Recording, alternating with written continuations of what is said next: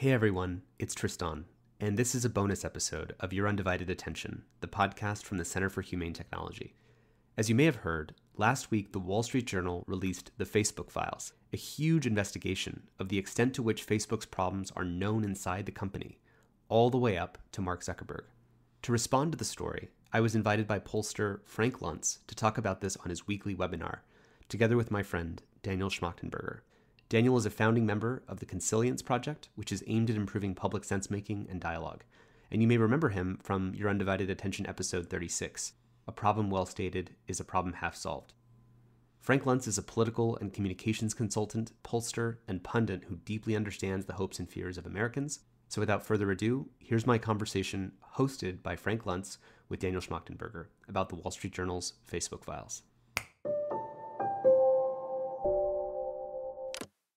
As people get brought into the Zoom, I don't know if I've ever done a Fridays with Frank that was more appropriate and more timely because of all that has happened in the last 7 days. Tristan Harris, congratulations on winning 2 Emmy Awards. You're the first personal friend I have that is actually a multiple Emmy Award winner. Good for you. You should feel very proud. Thank you. And you're already getting a comment from one of the people who is listening in. And Daniel, what you're trying to achieve with a more constructive, a more open, a more useful dialogue and the teaching of civility and decency in how we communicate in the public square is something that we should all emulate. I am a proponent of technology. I am a supporter of it. We're going to hear a lot of criticism today because of the problems. I do want to open up saying that I believe in it, believe in what it has done for us. And in fact, I'm going to do something I've never done one of these Fridays with Frank, which is I'm actually going to show some data that we've not shown publicly until now. We've been looking at technology, how people react to it. This is important. We ask the question in the opposite way that most people do. How would your life be different if you didn't have all that technology, the stuff that we use every day, Google, Amazon, YouTube? And the public actually, by almost 2-to-1, say that the quality of your life would be better without that technology. However, then wanted to know whether technology has made their life easier or more difficult. And overwhelmingly, they say that technology has made it much easier to keep in touch with people, as well as issues that are important to you. Another example, it's given people more choices. It's actually made their lives easier to consume because you get more services and more products. And again, numbers are overwhelming. In terms of making shopping hassle-free, 63% easier, only 6% harder. We got more for these. Saving money on the things you buy, overwhelmingly easier. One more. Has it made it easier or harder to get involved in politics? By 47-10, they say it's made it easier. Again, I go back to that very first statistic I showed you. Not easier, but better. The public has an issue with that. So let me go to you, Tristan. And again, congratulations on your success. We've talked about this. You and I have known each other for 1.5 years. Our meeting was a chance encounter by a friend of mine who said, I must sit down with you. And I admit that I was going to not show up, or I was going to cancel the meeting. And probably in the year 2020, you're the single most important person I met. You look at that data. You know how much people need and want and value technology, but you also know the consequences.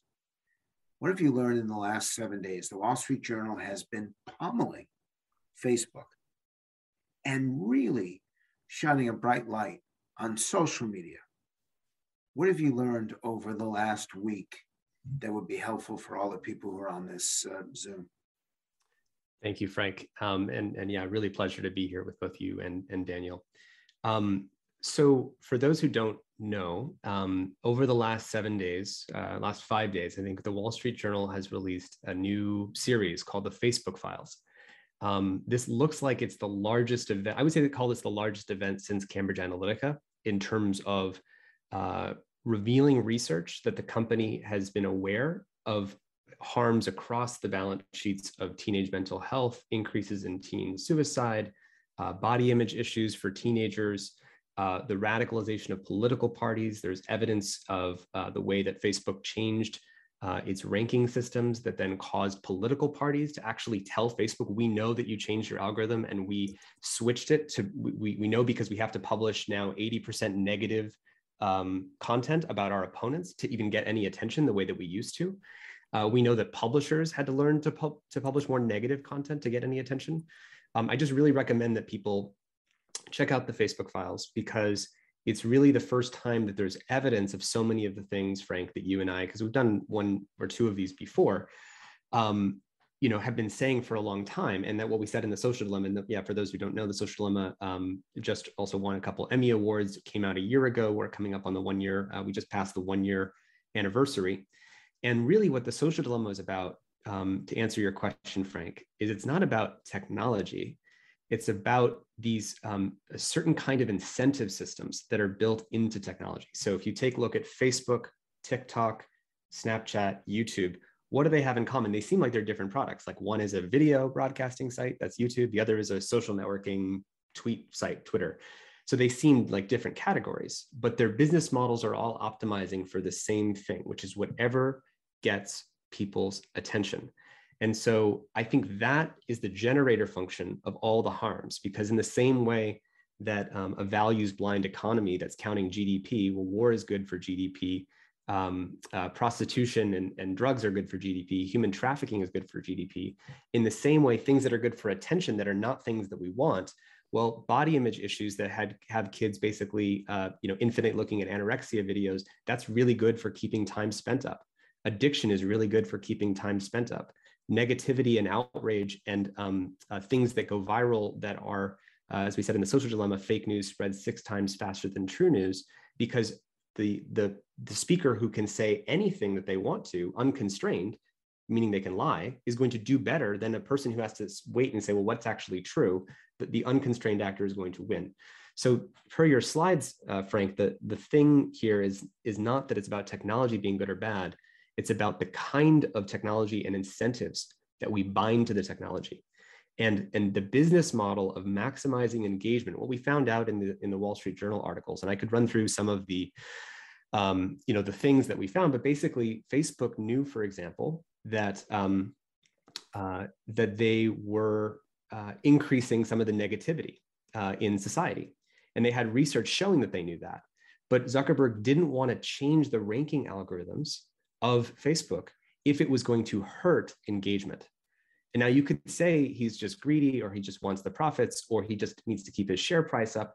He also is bound because he set up a set of incentives. All of his employees, all those people at Facebook, most of them are incentivized by how much they can get engagement up. So all throughout the company, imagine you have a bonus structure where everyone's salaries and paychecks come in through maximizing engagement. But then you find out that, let's say 50% of that engagement is causing genocides in Ethiopia, is causing body image issues in kids. You can't say we need to half our engagement, because now all your employees are going to leave because they won't be able to get their benefits. You've actually gone against the own incentive structure for your own employees. So what is it? So I want to know what it is causing. And I'm going to add a little bit of pressure on you, which is that we have 2 members of the Judiciary Committee. By the way, I'm in Belfast. I'm actually here in conflict capital of the globe. And that's why I'm so happy, Daniel, that you're involved. But Tristan, I got one more for you. You've got 2 members of the Judiciary Committee. Say that fast 5 times. They have to deal with this. What should they know? If I gave you 30 seconds, what should they know that you know about what's happening?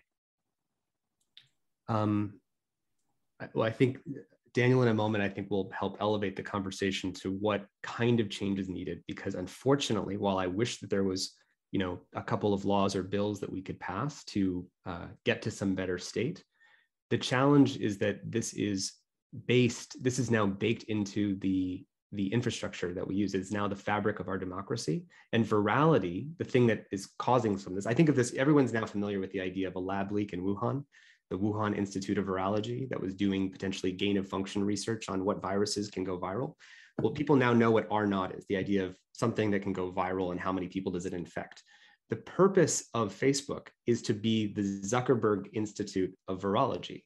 The purpose is to create and allow for things to go viral across the world and be spread to millions of people, and to literally take the R naught to be as high as possible. We want it to infect as many people and spread to as many people because that makes engagement go up. And that's the core thing. So if you say, what's the law that we can pass? What's the issue that we can change? It's not going to be as simple as that. I think we have to change the nature. We can't have it be the Zuckerberg Institute of Virology. It has to turn into something safer. So I will warn you that there is a Facebook executive that's on this conversation. So don't be surprised if I challenge you. Harry Clark, who is one of the best minds in communication, public relations, he's asking as part of the Q&A, one more, and this will go to both of you. Why not just boycott Facebook? Why is that a strategy you're considering? And I don't want to sandbag you. Someone from Facebook is going to hear this. Why not boycott Facebook? He wants to know. Well, I mean, if people could boycott Facebook and there was meaningful alternatives that were not the same problem, I mean, TikTok basically has the same problem. YouTube has many of the same problems. Snapchat has different, but some of the same problems.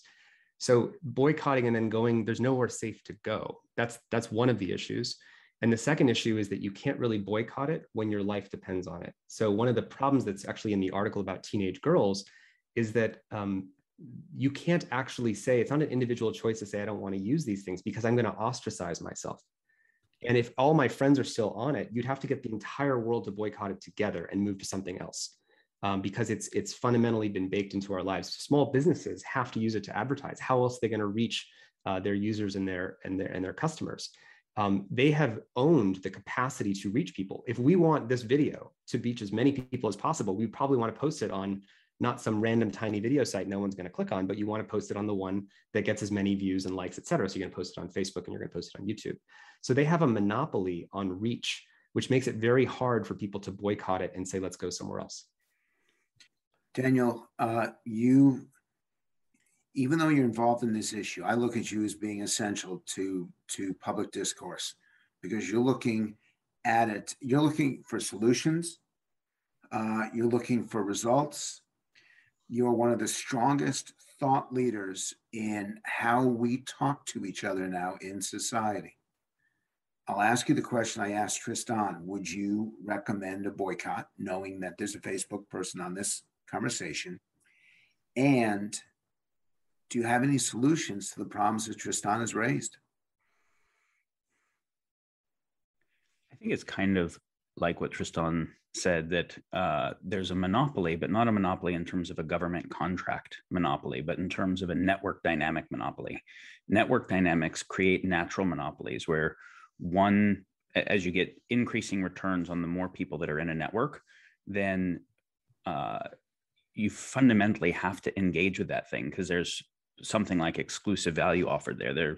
If somebody decides they're not going to sell on Amazon and they have a small business, they just can't compete with the ones that are doing that. Or similarly, if they're advertising on Facebook.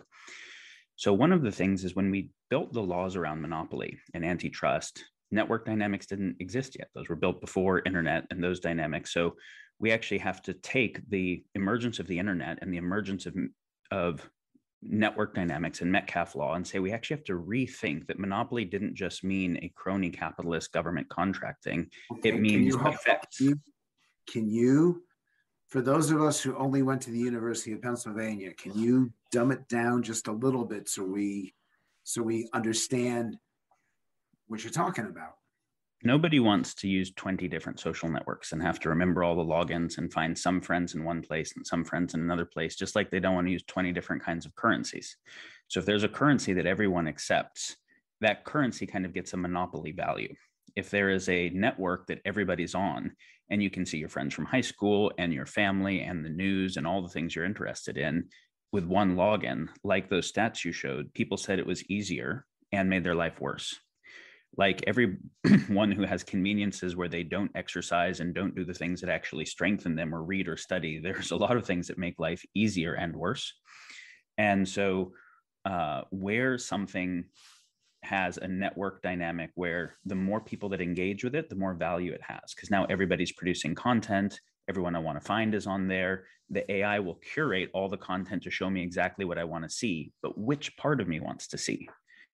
Well, the AI is going to optimize based on my behavior and how long I spend on site and how many things I like and comment on and share.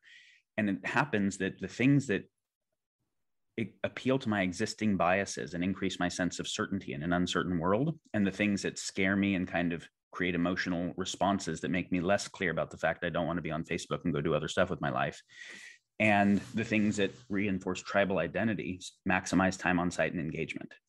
So it's one of those things where you can manufacture demand from the supply side and then say, we're just giving people what they want, but you're appealing to the weakest, lowest angels of people's nature, and then doing so with radical asymmetries of power.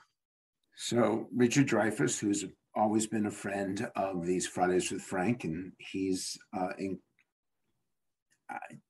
just, his brain is incredible. Is there proof that social media is leading to incivility, leading to anger? We may think it, but Daniel, is there proof of this?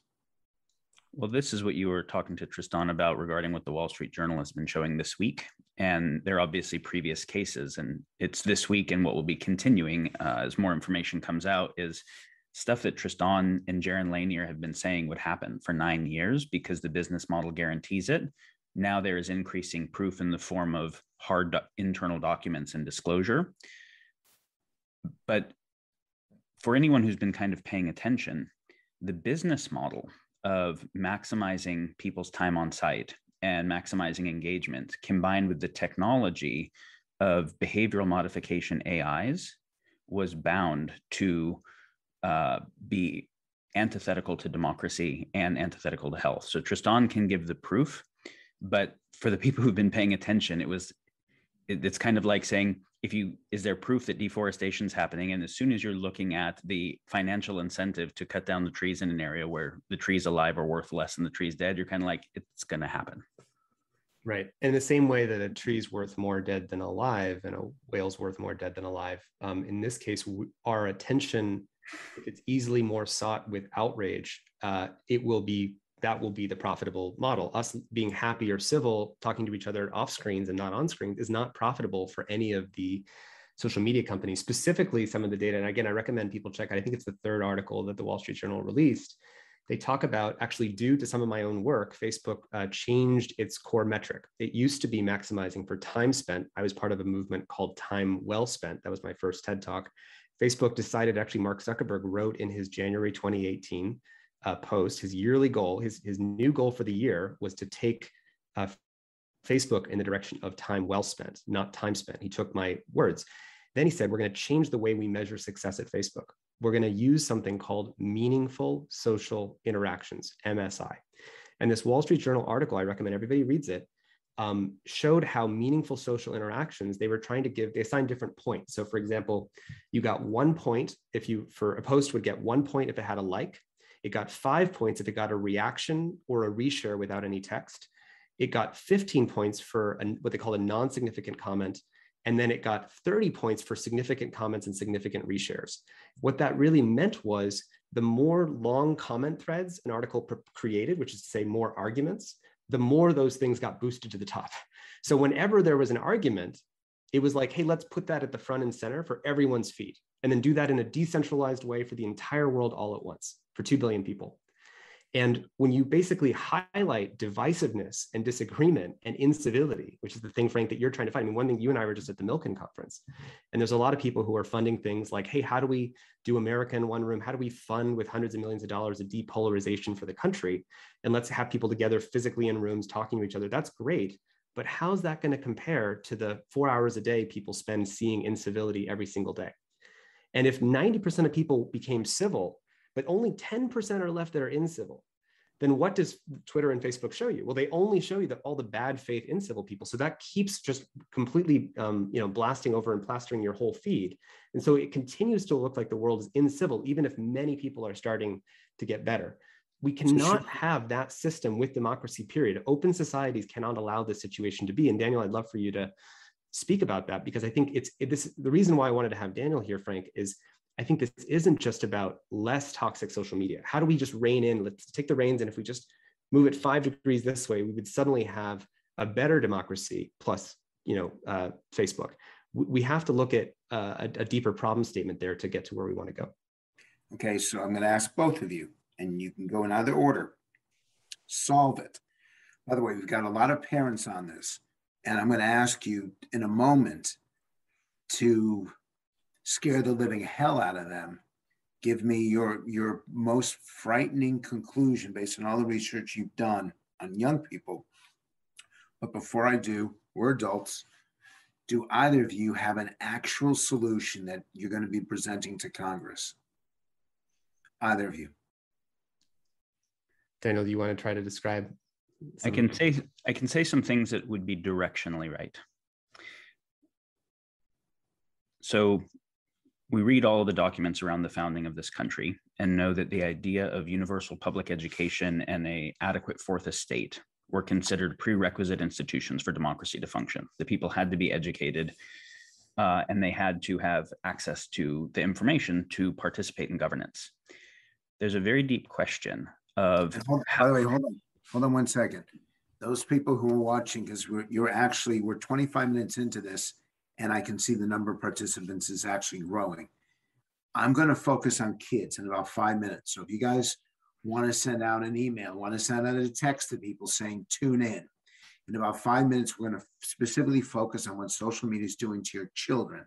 So I suggest you stay on this. Daniel, please continue. So you can actually see how the critical role of the fourth estate following the printing press, and it's been well analyzed, the role that the printing press had in the formation of democracy. We don't need a small educated nobility who rules everybody, because everyone can have access to textbooks and newspaper. They can be educated and we can come to a town hall and participate in our own governance. But this was based on the idea that we could get something like fair and independent news and all read the same thing and then be able to have an educated discussion about it. So when you have an internet where there's radically more information than anyone could begin to parse, what information you see ends up being determined by curation processes. I'm not going to see all the videos. I'm not going to see all the news. I'm not going to see all the posts. And so it's not like we respond as rational actors to the best information. We respond to whatever YouTube's algorithms and Facebook's algorithms put in front of me. And they put it in front of me based on a business model that's maximizing time on site based on engagement. And it happens to be that which appeals to my existing biases and emotions maximizes time on site. So someone on the far right and the far left, when they're looking at their news feed and how they're coming to understand the world, might see nothing in common.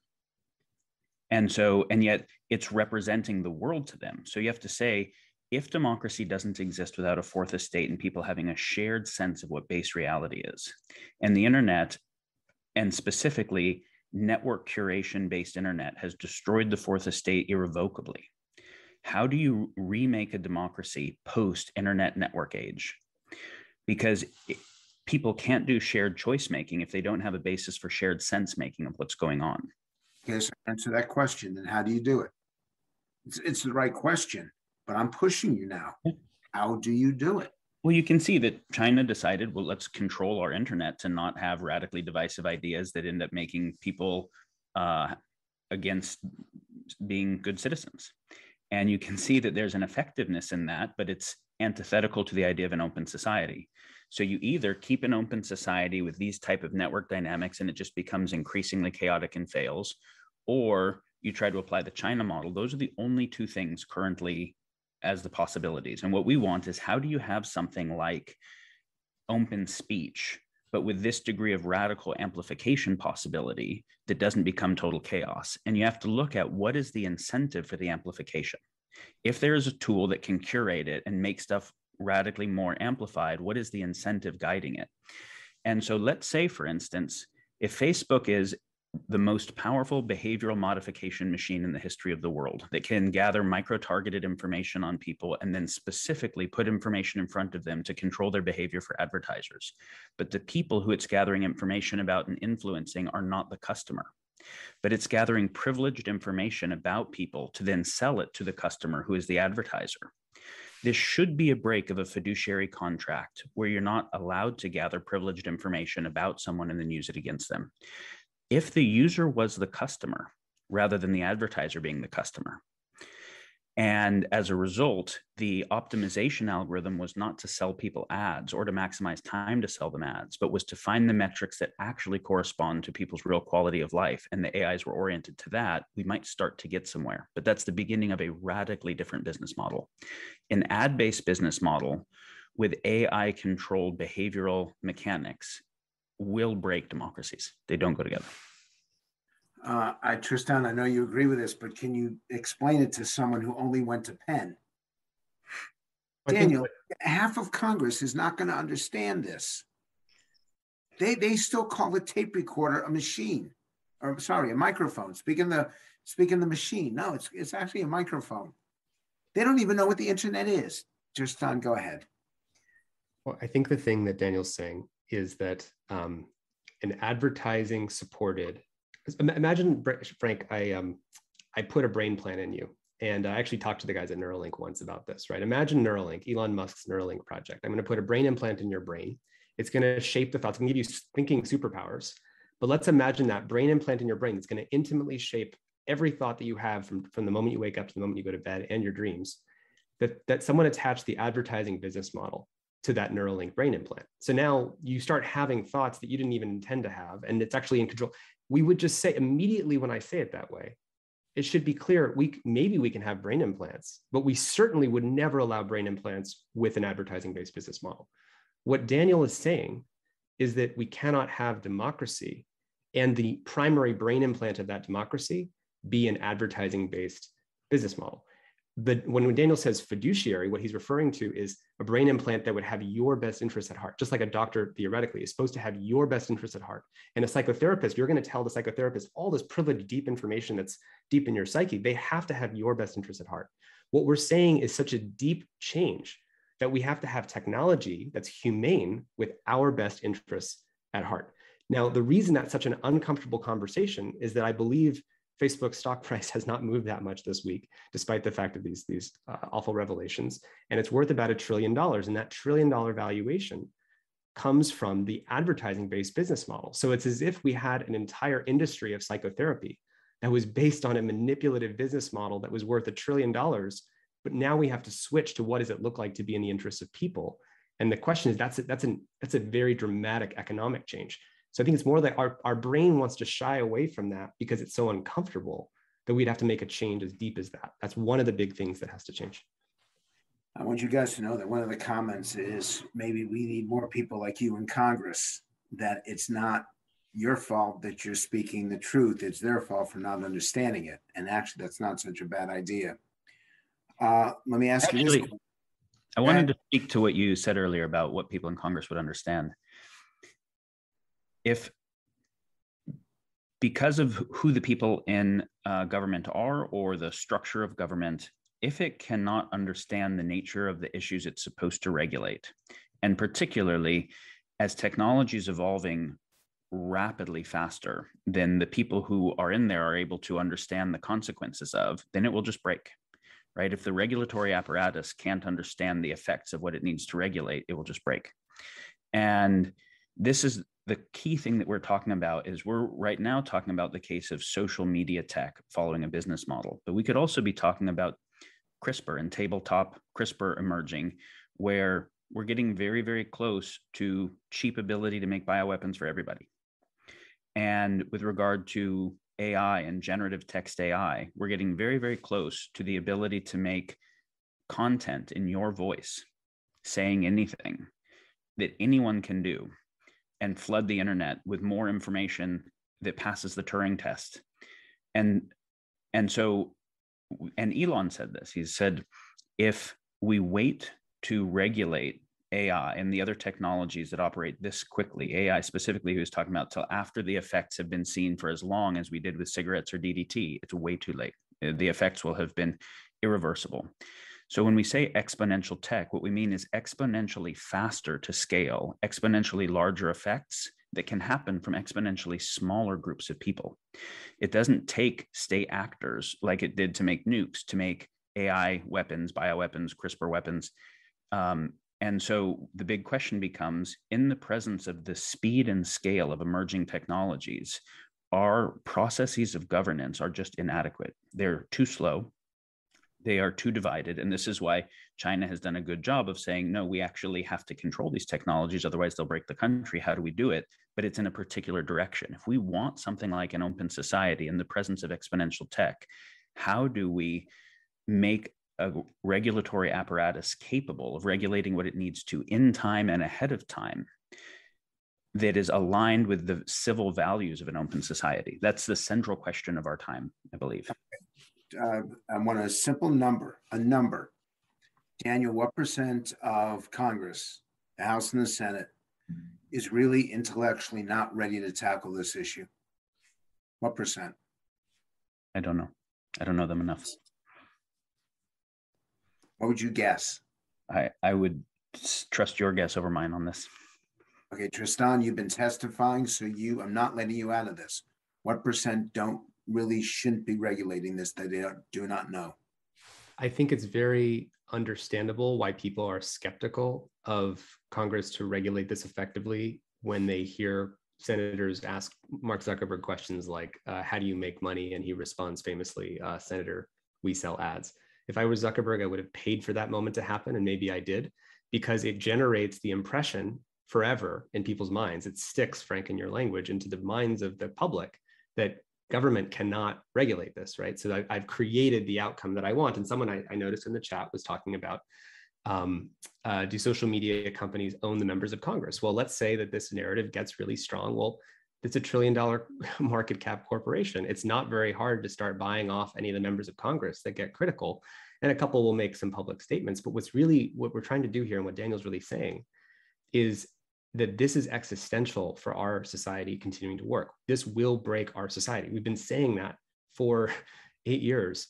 The Social Dilemma says that. It's clearer than ever. January 6th, I had text messages from people, Joe Rogan, saying, oh my God, I thought the Social Dilemma, it's so eerie. All this stuff is coming true. When I remember in the film, people may remember the guy who invented Facebook's business model, Tim Kendall. He was asked on camera, what are you worried about is the consequence of this? And I think he was recorded saying this in 2019 or 2018. And he said civil war. And I remember that I think Netflix wanted that to not be in the film because it sounded like it was too aggressive a statement to make. It sounded like that wasn't where we were. That was before the pandemic. And when people saw January 6th and they see the results, and people should read this Wall Street Journal article about the outrage economy and how it drove up basically more insanity, it makes perfect sense. And the point Daniel's trying to say is that we're trying to ask the question, if we don't want to beat China by becoming China, then we have to develop an open society alternative to exponential technology that does not result in catastrophe and chaos. And we're spending some time in Washington, D.C. And part of the reason, Frank, I wanted to do this with your audience, because I know you have a lot of listeners that are in D.C. and that are curious to get to this point, is that we're trying to see who resonates with this and wants to have a serious conversation about the more comprehensive change that's needed. But I'm being asked again and again, both in people who are texting me, emailing me, and in this comment right here, everybody says, we got to do something, but I don't trust Washington to do it. What's the answer? They don't, the direct language. I don't want Washington making the decision for me or my children what we're going to see. Well, I can speak to this. Is one of the things we've seen during COVID is the breakdown of the sense of a shared trustable authority or institution. And when it comes to news media, and even when it comes to scientists and public intellectuals weighing in on the science, there's just radical polarization of what would be a trusted authority. And so, yeah, people rightly don't trust Washington, but they would also rightly not trust private companies that have interests that are exactly opposite of their own, and radical asymmetries of data manipulation capability. So the question becomes, when you have technology that is this asymmetrically powerful, who could you trust to govern it, given humanity's track record with power? And yet, like, whoever had the cannons in the past is nothing like who has the AIs and all the world's information, the behavioral dynamics on your children. And so as we follow an exponential curve of power, there's this core governance question of, we've never done all that good a job of being great stewards of power, and now we have radically increasing exponential power. How do we govern it? And the whole thing with we don't trust Washington is, Washington was never supposed to be a thing separate from, of, for, and by the people governance. It was supposed to be that the state was given the ability to regulate predatory market interests while still allowing healthy market interests, to ensure the values of the people that were encoded into law could be implemented with a monopoly of violence. But the state could only check the market if the people checked the state. And that, like, everything you can read by the founding fathers in the Declaration and the Constitution was all about the people's ability to oversight and check the state and be engaged in governance. When the people stop checking the government gets captured by the market, and you get short-termism, crony capitalism, regulatory capture, those types of things. So ultimately, there is a cultural revolution that has to happen of people who get committed to actually being able to make sense of reality together and make effective choices together, and participate with the remaking of 21st century governance, 21st century democracy, republic, open society, whatever you want to call it, and the creation of institutions that actually can be trusted because of the right types of checks and balances on power and oversight process with this technology. Okay, I'm going to ask this, I'm going to read it from Eric Schwartz. Due to forceful regulation, banks are obligated to know their customers, and there's no room for anonymity. Why shouldn't social media be governed the same way? If there was no anonymity and the platforms were obliged to know how to access all participants, would that help? Either of you? I'll just respond to something there. We've been saying also for about 5 years, just like banking has know your customer laws and so on, KYC, there is eventually especially going to need to be that with social media and online publishing, because of what Daniel was talking about with GPT-3. So for those who don't know, when you say GPT-3 or deep fakes, people have heard about this term, right? Let's just quickly say what this was. Daniel and I were actually just with one of the top AI research people in the entire world, and they were saying how much this field has progressed. You can basically say, write me a novel in the voice of James Joyce about the topic of, democracy or something like that. And it would write you, a 100-page book. I could say, hey, write me an article about why the COVID vaccine is dangerous, and with lots of charts and graphs, and actually criticize with the names of the logical fallacies that people are using that makes them wrong about the vaccine, and why they actually shouldn't trust it. And it'll actually generate like a 100-page research paper with charts and graphs that it'll take biostatisticians like a year to actually parse out what's right or what's wrong about that. That capacity to instantly flood the internet with information. And by the way, for those who don't believe me, do a Google search for OpenAI. I don't know what they call this video. They can actually do programming. So you can actually tell this GPT-3 AI, hey, write me a computer program, a game where there's a moving asteroid. Whenever I hit the left and right arrows, it goes back and forth, make the asteroid bigger. I say all that, and it writes the entire code of the video game for me. I'm just saying in natural language what I want. So in the next election, Frank, we're moving to a world, and this is not sci-fi. So people might hear this as alarmism or moral panic. And for people who believe that this is moral panic, like listen to the fact that we were saying these things 8 years ago and all of them have come true. We're about to hit a world where in the next election, midterm elections, for those who don't remember, in 2016, there was this popping up of these fake local news websites, the Denver Post, the Cincinnati Herald. I don't know the names of the fake ones. You can basically make them up. GPT-3, you can also say, spin up a local news website with the fonts and everything and the big sections at the top. It'll generate the entire website, and it looks perfect. It looks totally indistinguishable.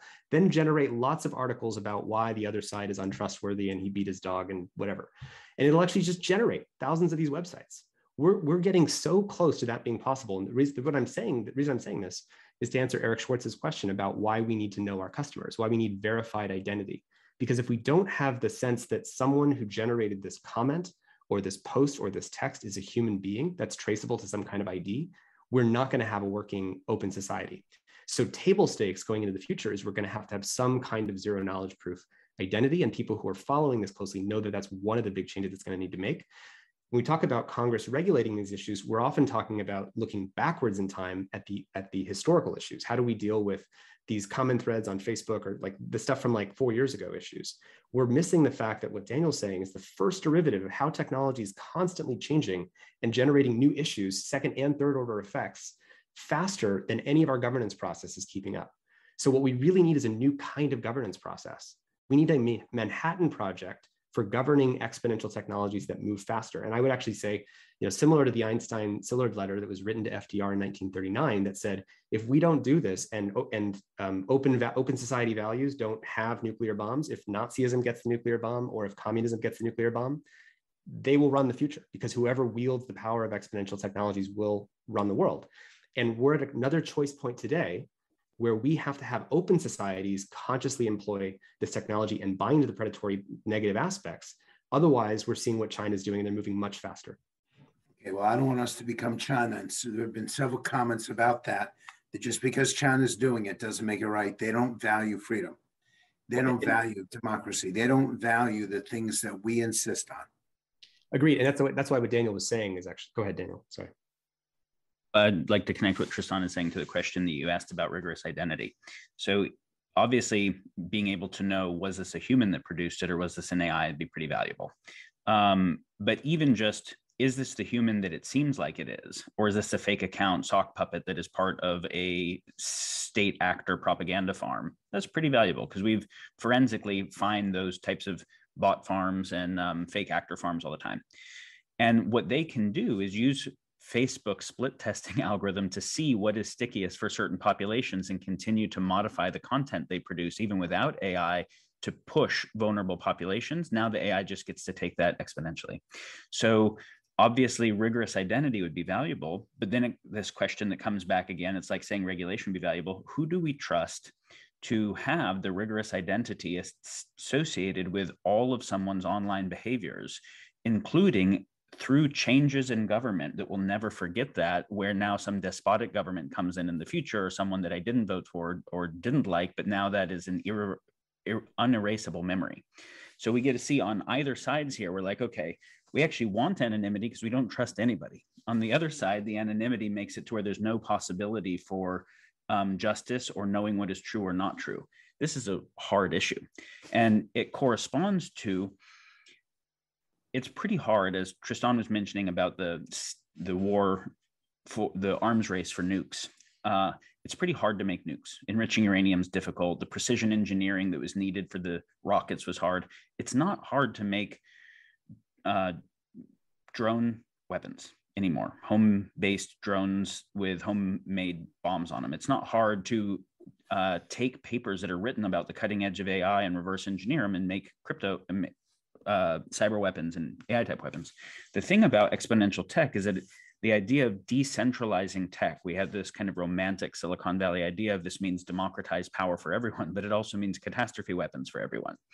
And when you have catastrophe weapons for everybody and it's non-state actors and there's no way to even be able to visualize it, you can't have mutually assured destruction. You can't create equilibrium.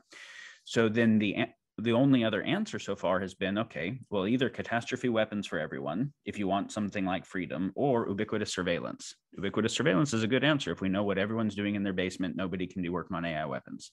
Those two answers are both so terrible, we need a better answer. So in the presence of decentralizing exponential power, how do you not have ubiquitous surveillance and not have centralized access to that personalized data, and yet still have something that can create anti-fragility in the presence of that much power that even small actor groups could engage with?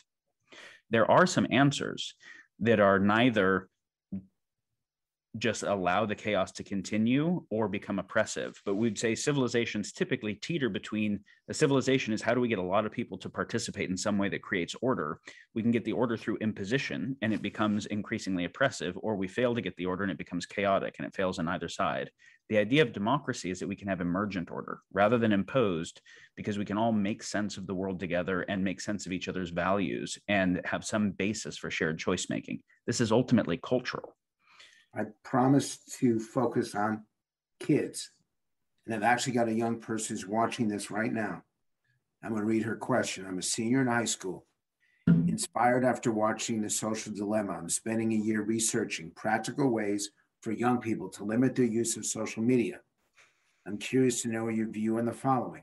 How do the tactics to curb social media use differ by age youth groups, specifically preteens, teens, and college? What advice, what guidance would you give her as she seeks to understand the difference between those three age groups? Can you say the age groups again? Preteen, teen, and Preteen, teen, and college. Preteen, teen, and college. I mean, I will say that I don't consider myself an expert on the developmental psychology of children at these different ages. What I can speak of is, so long as the business model of TikTok and Snapchat and Instagram is, I have to race down your brainstem and create artificial social obligation and artificial social reciprocity that you feel the pressure of getting likes if the other guy doesn't and you don't get it. That thing is just not compatible with children's development. It turns kids into validation seeking machines, and it creates social pressure and anxiety that's simply not, it's not good for any of those populations, right?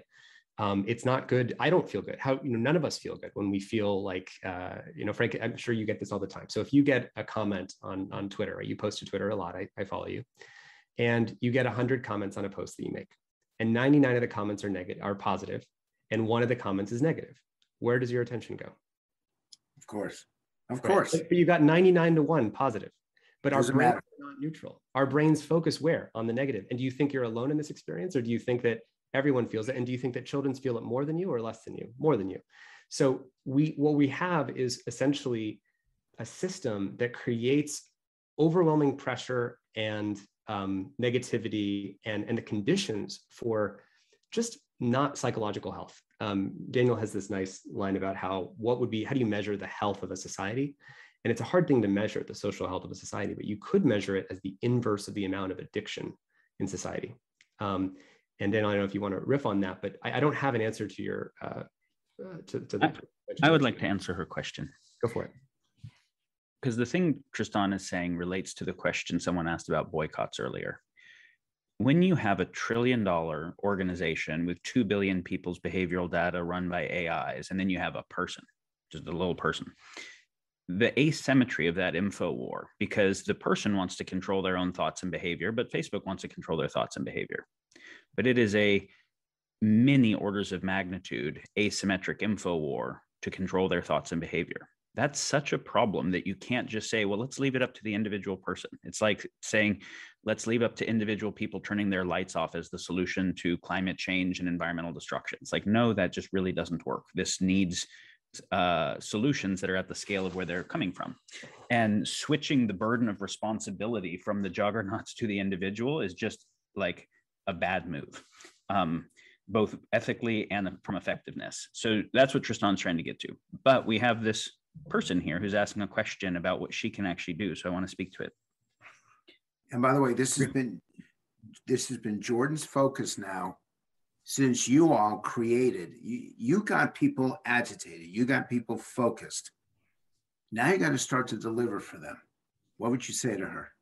I'm not going to make a distinction between the three age groups. I'm going to say what's true in general, and then the developmental application of it is something that you should totally work on.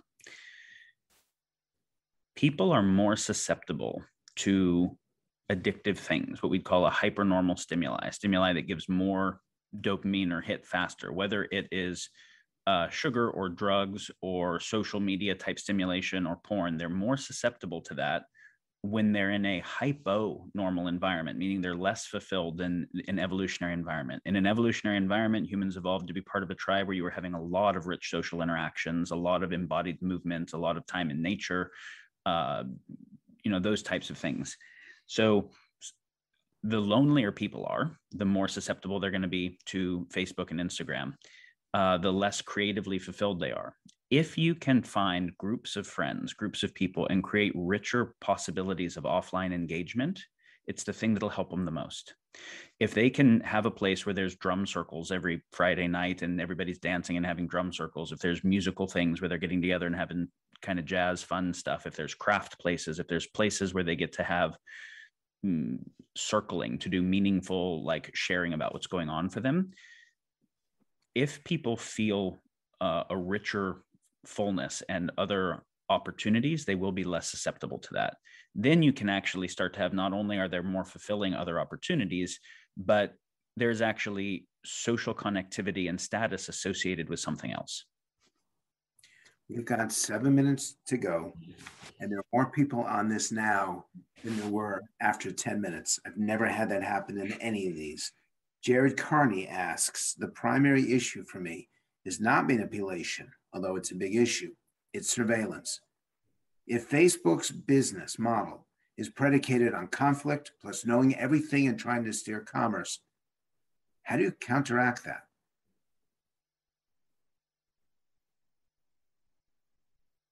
I mean, this is really the topic of Shoshana Zuboff's book, Surveillance Capitalism, that when you control this much of people's lives, and you can, let's say someone builds an alternative social platform funded by venture capitalists. There's got some investors, I'm sure, on this call. Many people might be wondering, well, what if we funded some alternative social network that, because we want to do it in a way that doesn't capture people's data? Well, that will be funded by venture capital. Venture capital expects, big multiples of returns. There's actually no way to exit that except by getting acquired by one of the existing big surveillance capitalism companies, whether it's Google or Facebook, et cetera. You'd have to do it in some way where it's an independent thing, something more like a Wikipedia or a blockchain type project where the data is kept separate somehow. But you're not going to be able to transition these existing platforms. Daniel, do you want to jump in? You could. You need something that is like the equivalent of HIPAA. Which is the medical privacy regulations. Okay. So if I have a medical file so that I go into a ICU somewhere, they can pull up what I'm allergic to and those types of things. It's very sensitive information about me. Everything that's in my life medical file, that information could be sold to drug companies. It could be sold to lots of places that would be interested in doing stuff with it. It's really, really important that that isn't sold. So there is state-based governance of that data and how that data can be shared and not shared. And so when you're saying manipulation is second to surveillance, the purpose of surveillance is manipulation, right? The gathering of the data is to use the data for a purpose. And whether it's to affect how you vote or to affect your market behavior or to affect how you affect the cultural zeitgeist that will affect market behavior and voting of others, or to be able to arrest you for things that we decide later are seditious or whatever it was, ultimately it's the control of behavior that we're gathering the data for. And so how do we create safety of the data? And this is where the question has been, do we trust Facebook with it? No. Do we trust Washington with it? No. Do we want there to be a place where there is data so that we know that it's a person and not a bot putting the information out? Yes. So do we need to create a better checks and balances and oversight process to ensure trustworthiness? Yes. Do technologies like blockchain do part of the thing where you can do provenance on data and see how it moves and have things where the data only becomes released if certain flags happen. Otherwise, it's in a decentralized rather than a centralized database. There's partial solutions there, and we could work on full solutions. But like with the HIPAA kind of thing, it's that data, there's a Hippocratic oath that is saying that data is being gathered by the doctor who has serving your interest, not the pharmaceutical or anybody else's interest in mind. And we can see it's not perfect. If Facebook's business model shifted where the user was the customer, and either that and or as a state, say it got made into being a state utility. So the interest of the state, which would mean that people didn't take views in such antipathy to each other in the state that was basically like second order treason and sedition, but where the interest of the integrity of the state and the interest of the well-being of its citizens were actually what was directing its AI and its use of that data, as opposed to advertisers. And there was the appropriate privacy and protections on it. And I got to adjust the settings and say, I'm interested in learning these things. I'm interested in being exposed to these other kinds of ideas. Here's the ways, here's what I want my time on site to do. Of all the information, here's what I want it to curate for me. Now we have a situation where the behavioral data that happens by the fact that I click on stuff, I can't have technology where I click on stuff and not gather behavioral data.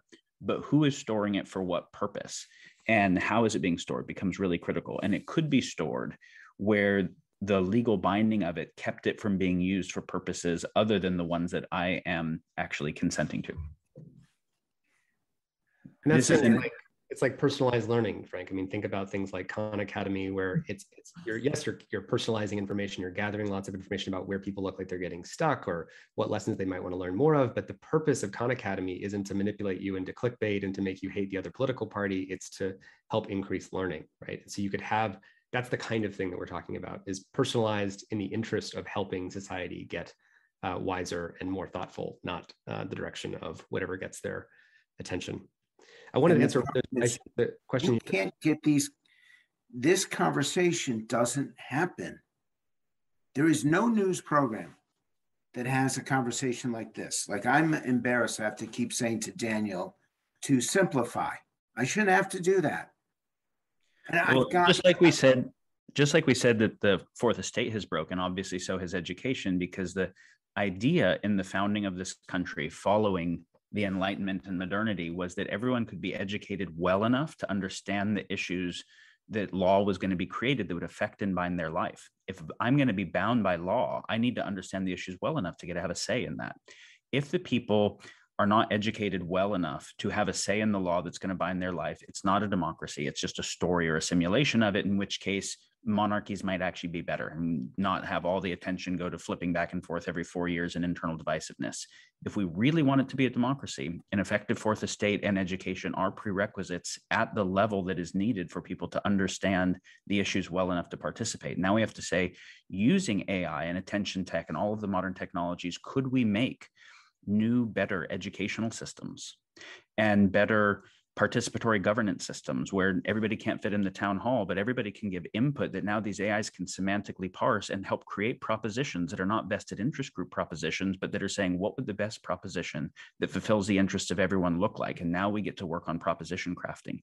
We could use these same technologies that are destroying open societies to build better ones. That, though, has to become the central imperative of the time.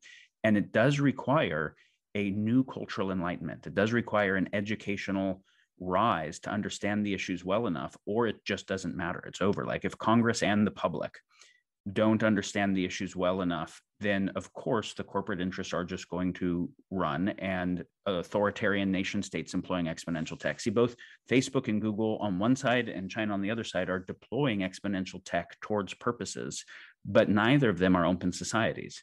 If the open societies are not also developing and deploying where the power is, then they will just lose.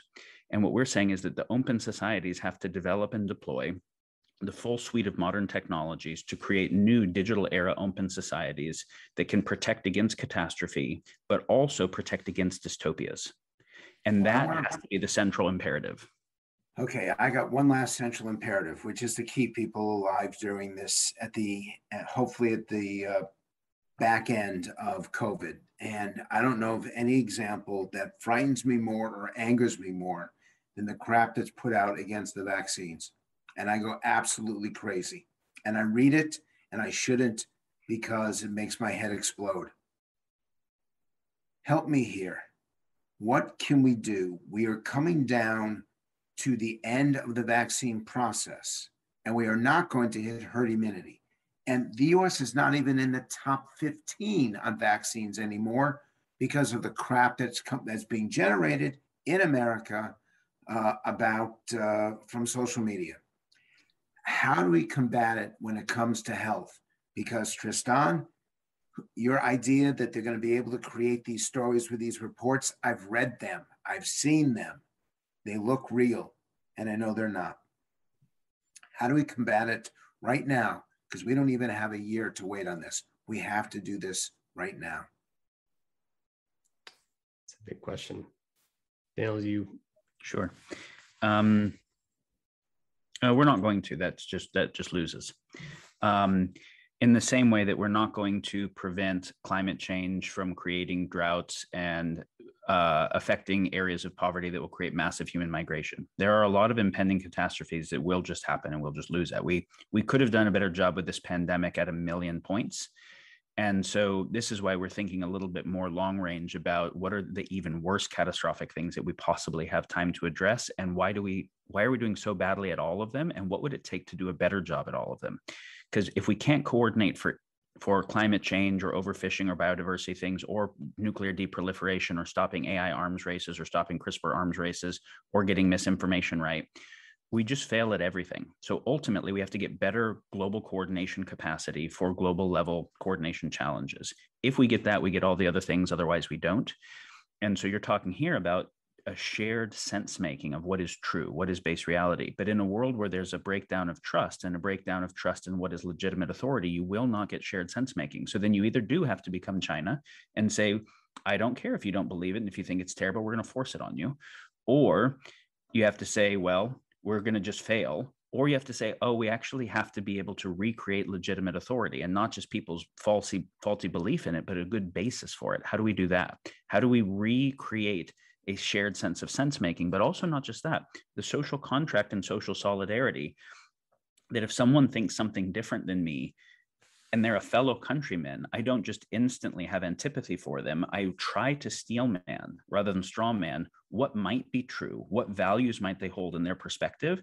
Because if I just go to a culture war with my fellow countrymen, and China doesn't have that problem, but we get to amplify our antipathy towards each other using exponential information tech, then our country's just destroyed. It's over. Open society is.